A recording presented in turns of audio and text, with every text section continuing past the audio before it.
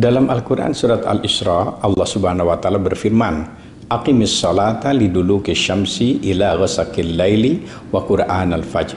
Inna Qur'an al-fajri kana masyhuda." Kerjakan olehmu salat setelah tergelincir matahari di waktu malam gelap dan di waktu subuh, dan waktu subuh itu disaksikan oleh para malaikat.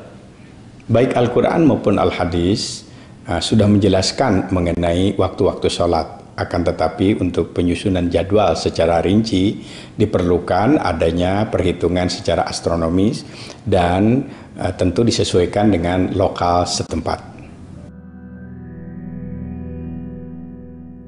Salat subuh misalnya dimulai sejak terbit fajar siddiq sampai terbitnya matahari, berdasarkan sebuah hadis yang artinya dari Abdullah bin Umar. Katanya Rasulullah Shallallahu Alaihi Wasallam bersabda, dan waktu subuh sejak terbit fajar hingga terbit matahari. Hadis riwayat Muslim. Fajar siddiq secara astronomis dipahami sebagai munculnya cahaya di ufuk timur menjelang terbit matahari. Pada saat itu, tinggi matahari kira-kira 18 derajat di bawah ufuk.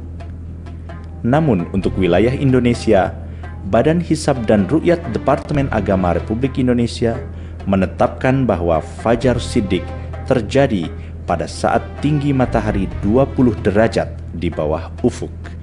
Berikutnya, sholat zuhur berlangsung pada saat matahari bergeser sedikit dari posisinya di atas kepala, sesuai sebuah hadis yang artinya, dari Abdullah bin Umar, katanya Rasulullah Shallallahu Alaihi Wasallam bersabda, waktu zuhur apabila matahari telah tergelincir. Hadis riwayat Muslim. Ya, waktu sholat zuhur adalah beberapa saat setelah matahari mulai bergeser ke arah barat. Ini secara astronomi bisa diambil 2 menit setelah tengah hari.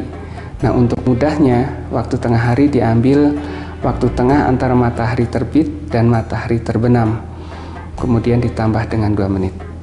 Waktu sholat asar sedikit berbeda. Tidak ada dalil yang tegas mengenai waktu pelaksanaan sholat ini. Nabi Shallallahu Alaihi Wasallam pernah diajak sholat asar oleh malaikat Jibril ketika panjang bayangan benda sama dengan tinggi bendanya. Namun, pada keesokan harinya, Nabi diajak sholat asar pada saat panjang bayangan 2 kali tinggi bendanya. Dengan memperhitungkan kondisi lokal Indonesia, Badan Hisab dan Ru'yat Departemen Agama Republik Indonesia menggunakan kriteria panjang bayangan waktu asar sama dengan bayangan waktu zuhur tambah tinggi bendanya. Adapun sholat maghrib diawali saat terbenamnya matahari, sesuai hadis yang artinya, dari Sulaiman bin Buraidah, dari bapaknya, dari Nabi Shallallahu Alaihi Wasallam, bahwa seorang laki-laki bertanya kepada beliau tentang waktu-waktu sholat. Sabda Rasulullah Shallallahu Alaihi Wasallam, "Sholatlah bersama-sama dengan kami 2 hari ini." Kemudian beliau suruh pula Bilal qomat untuk sholat maghrib, yaitu ketika matahari terbenam. Kemudian beliau suruh pula Bilal qomat untuk sholat isya, yaitu ketika mega merah telah hilang. Hadis riwayat Muslim.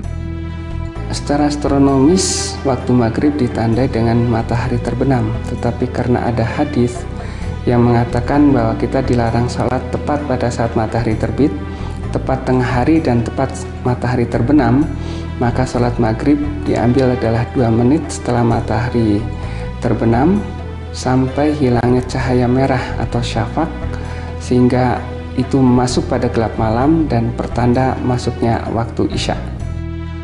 Berdasarkan kriteria-kriteria waktu sholat tersebut, Badan Hisab Ru'yat Departemen Agama Republik Indonesia maupun daerah kemudian menyusun jadwal sholat untuk berbagai wilayah di Indonesia.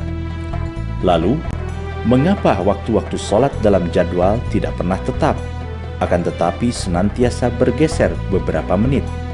Ya, bumi mengitari matahari dengan sumbu rotasi yang tidak tegak lurus terhadap bidang revolusinya, sehingga ini menyebabkan panjang malam dan panjang siang itu berubah-ubah sepanjang tahun, sehingga waktu sholat pun bergeser kadang lebih awal, kadang lebih akhir.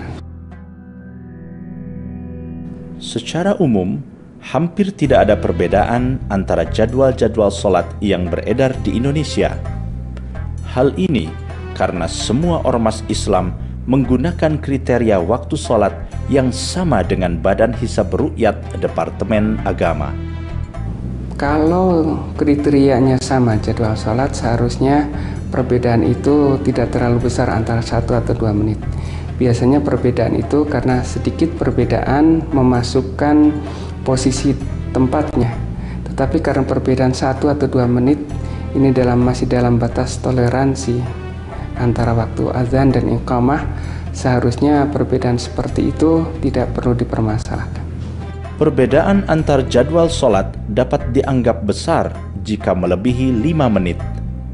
Hal ini dapat terjadi jika masyarakat menggunakan software jadwal sholat yang banyak beredar di internet. Sebab, sebagian software ini menggunakan kriteria yang berbeda dengan Departemen Agama Republik Indonesia. Perbedaan yang signifikan juga dapat muncul di sebagian masjid yang mengandalkan kebiasaan dalam menentukan waktu sholat. Misalnya, waktu Isya selalu dianggap masuk pada pukul 19 waktu Indonesia Barat. Seringkali, perbedaan juga terjadi karena sebuah masjid menggunakan alat penunjuk waktu yang keliru. Ya, seharusnya kita menggunakan jadwal standar dari Departemen Agama atau dari ormas yang menggunakan kriteria dari Departemen Agama. Kalau kita menggunakan software dari internet, kita perlu ubah settingnya agar sesuai dengan kriteria Departemen Agama. Kemudian waktu juga perlu diset dengan waktu standar, misalnya menggunakan waktu yang disiarkan oleh RRI yang bersumber dari Badan Meteorologi, Klimatologi, dan Geofisika.